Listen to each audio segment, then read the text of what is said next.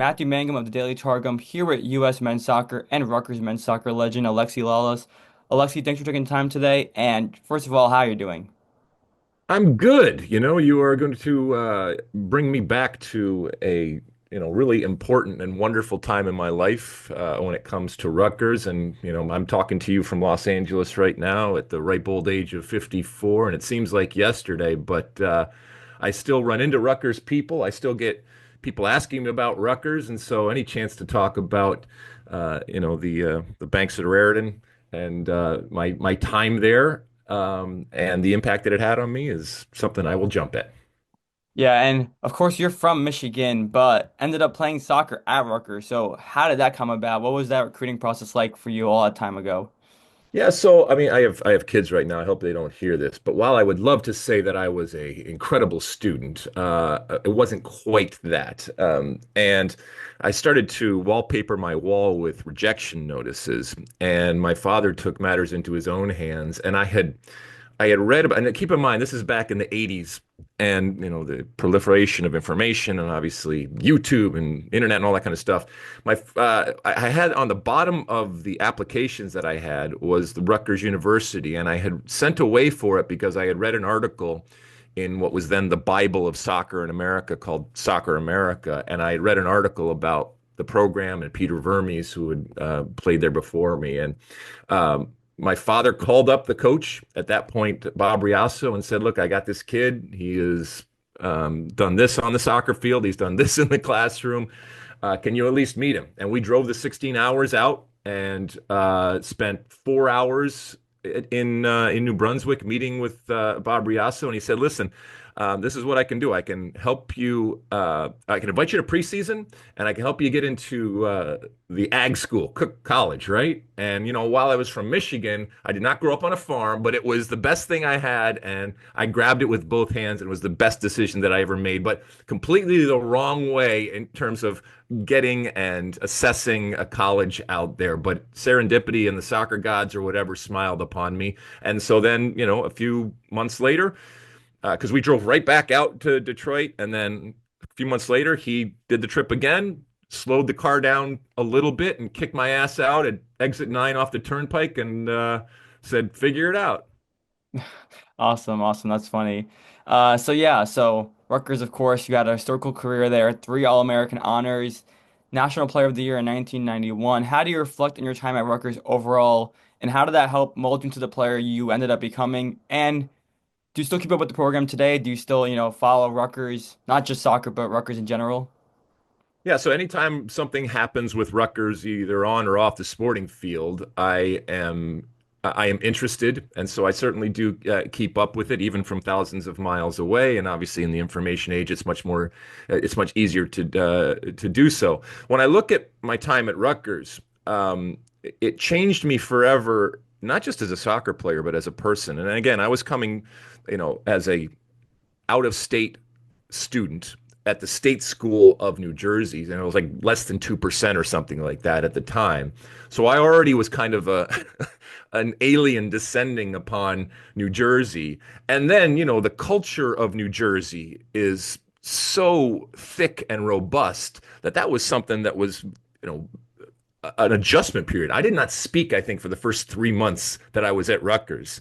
And it actually worked out okay because people were scared to death of me. It was an incredible intimidation factor. But I was just such a kind of a fish out of water, and I really had to sink or swim in that environment. And it provided me not only with the highest level of soccer that I had ever played, and that is a soccer hotbed, and so I was playing with incredible players in a program that already was good. And so from a soccer perspective, I was immediately getting better because I was testing myself against better competition and playing with better players. But off the field, I was exploring what New Jersey was. We were going into the city. I was playing in bands. All that kind of stuff was going on. And you got to remember that, I came from like a small little school where there was like 50 people in my graduating boys class, and now I'm at the state school and there's 25,000 people. And so it provided me an experience but also lessons in terms of how to adapt and to adjust and to integrate into what are sometimes difficult and certainly challenging, and at the very least, different types of environments. And that served me well through life. Uh-huh. And then after that, you started with your international career. So what was it like going from playing collegiate soccer to playing for your country? And when you finally put the kit on for the first time, the USA kit, what did that feel like? How important was that? So what Rutgers did was it provided the platform to be seen nationally. And, I harnessed that and used that, played well, the team did well. And then I was invited into, national team camps. And I proceeded to play in the 92 Olympics and then matriculate up to the 94 World Cup. And the reason why I'm talking to you right now is because of the 94 World Cup. It really changed my life forever, and I lived the power of what it can do to an individual. But if I hadn't had that platform of Rutgers, then I wouldn't have been seen, and I wouldn't have gotten those opportunities. But look, representing your your country is the highest honor from a sporting perspective. And I did not serve in the military, and in no way am I, you know, drawing a parallel. They are very, very different things. But I did look at each and every opportunity I had to put on that shirt, put my hand over my heart, sing that anthem, and represent what I feel is the greatest country in the world. I took that seriously, and I approached it with a deference and with a respect that went beyond whether we won or lost on the field. But I knew that every time I stepped out there on that field, I was representing this country that I loved. And that came with, as I said, a respect and an honor. And I tried to live up to that. And you already mentioned, 1994 World Cup. Of course, such a huge tournament for the United States, playing the World Cup in front of their home crowd. You were part of that legendary squad, beating the likes of Colombia, losing to Brazil, but still a really, really good tournament. What was it like, that experience playing in front of the home crowd, and just overall how it kind of impacted your career, like you said? Yeah, so I always felt that if this is as good as it gets, it's not what I grew up dreaming about. And so I appreciated that. I didn't expect more.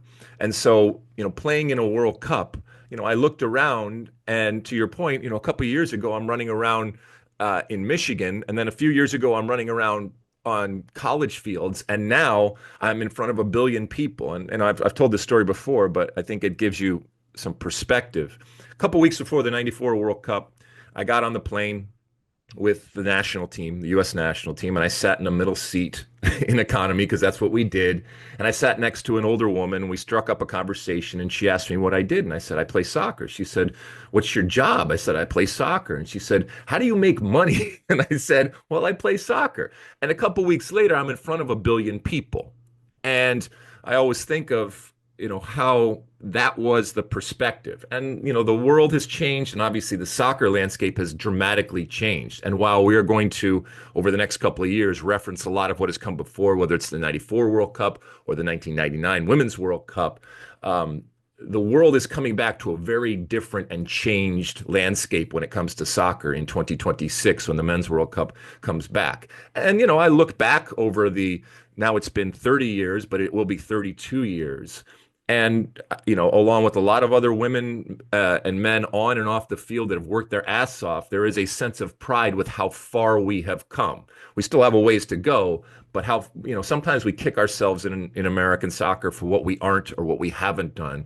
But, we also have to pat ourselves on the back with how far we have come relative to other countries and cultures and in a relatively short period of time. Yeah, that's awesome. I was gonna say, when you were going to New Jersey from Michigan in that car, did you think in your head that maybe one day you'll be playing in the World Cup at that high honor for your country?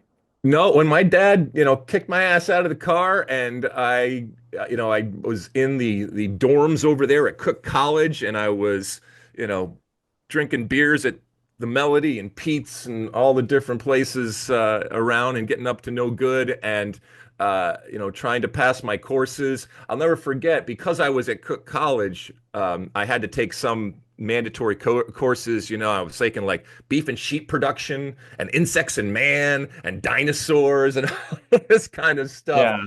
And actually, I'll tell you a quick story.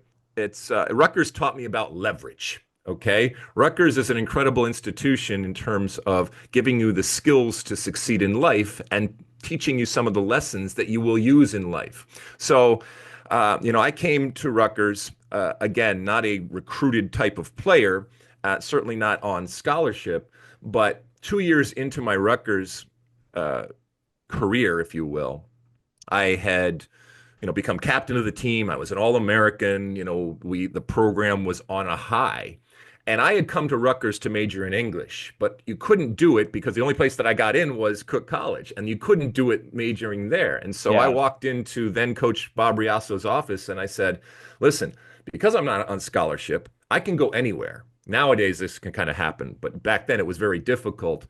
But I could go anywhere.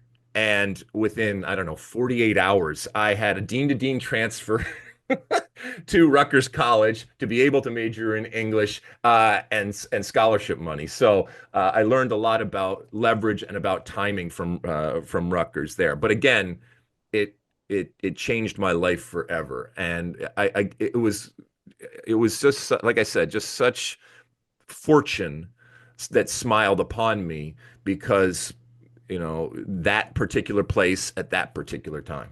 Yeah, that's great to hear. And then after the 94 World Cup, you go over to Serie A, Mhm. Padova, your first American to play in the Serie A. So what was that like, your time overseas? And just how did you adjust from United States soccer to Serie A soccer?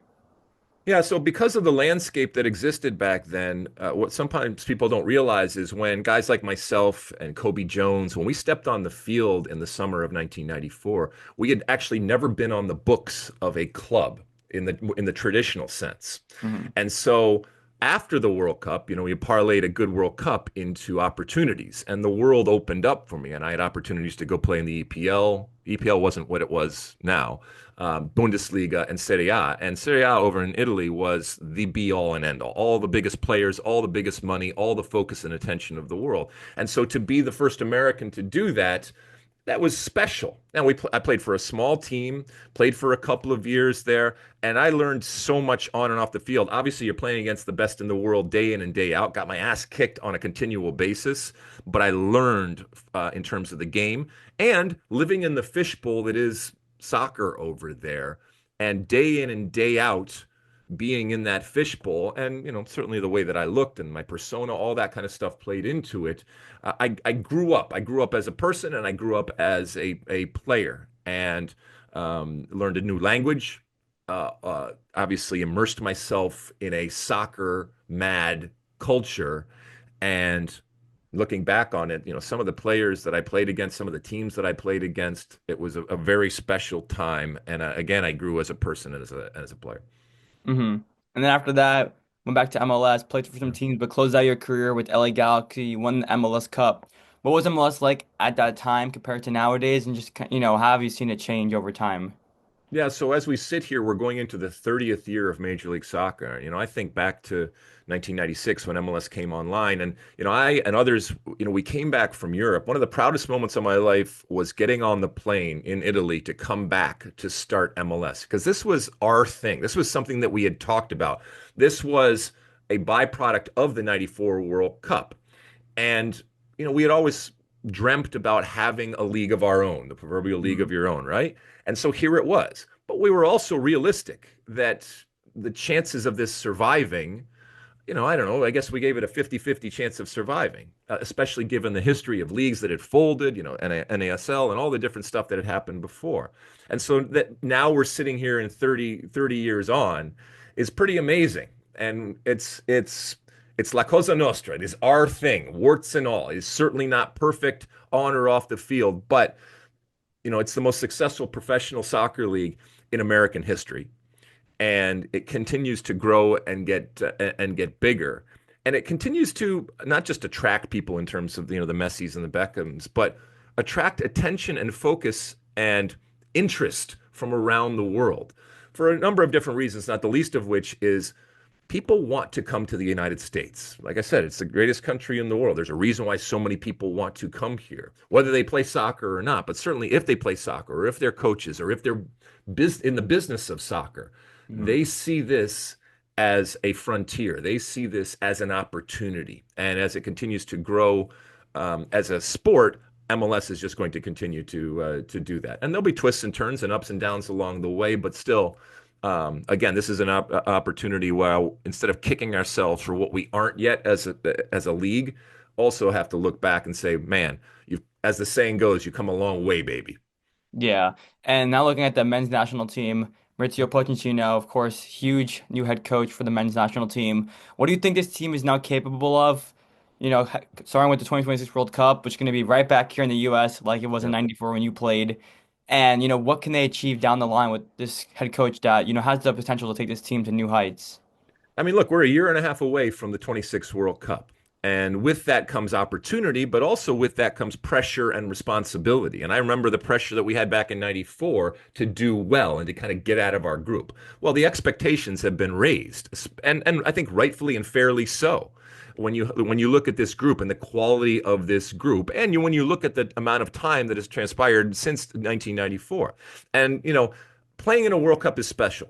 Playing in a home World Cup, that is a whole nother level. And so I'm looking forward to seeing, the new stars that are created, or some of the stars that we have using it and harnessing that summer, not just to help them or to help the team, but more importantly, I guess to help the perception and to push it along. And look, the circus will come and leave town, but what it leaves ultimately is the legacy. And we saw what 94 left. We saw what 99 left when the Women's World Cup was here. And I think the same sort of legacy can happen after 26, but you got to be ready to hold on to it. And I'm really looking forward to it because obviously it's going to be the biggest World Cup in history. I think it'll make lots of money. But I also think as the world kind of returns to the US for this summer and this spectacle, I think a lot of eyes are going to be open of those that are coming in, but also even those that live here about how far we have come. And don't let anybody tell you that this isn't a soccer country. This is a robust and passionate and discerning soccer country with a culture that has grown and at times is admittedly unique, but we should not apologize for anything when it comes to who we are as a soccer playing nation. Yes, it's different. Yes, it's has challenges that other countries and cultures don't have, but I think we need to lean into our eccentricities, if you will, and the unique aspects of our game relative to the rest of the world. Definitely. And on the women's side of things, coming off a gold medal finish at the Olympics, do you think Emma Hayes and this young squad, can they achieve more success at the 2027 World Cup? What do you think they're capable of in the future?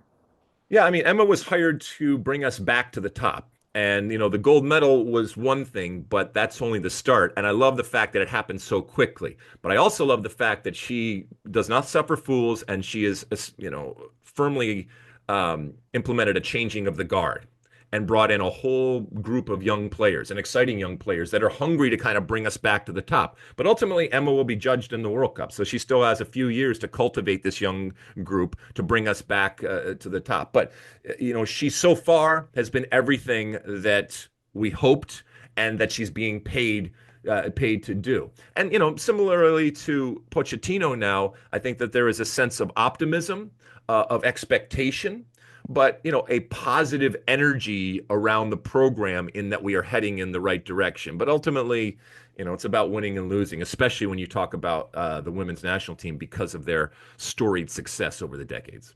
hmm My final question for you, how have you seen soccer grow in the US from when you started playing college soccer to your MLS days and now obviously you work very closely, pundit, analyst, all that. How do you think it's going to grow in the future?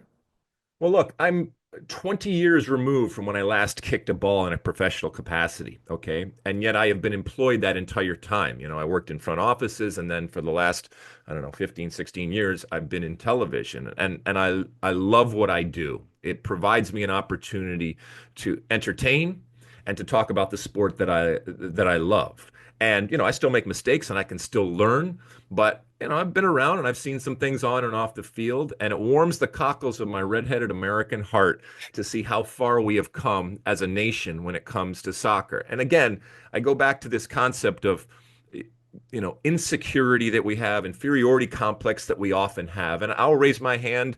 I'm part of that at times. And we have to get over that. And I do think that we are heading in a direction where we are getting over it. And I think that's the biggest change for me is that we all want it to be successful. We all want soccer to be successful in the United States. We all have different ideas of how to do that, but ultimately we want the same thing. And we are closer to that than ever before. And we still have a ways to go, and it still requires a lot of work, and it's still not easy, but it's easier. And I take solace in the fact that while we continue to push that boulder up the hill, we have more people pushing, and it's gotten a little easier. The hill's not as steep as it once was.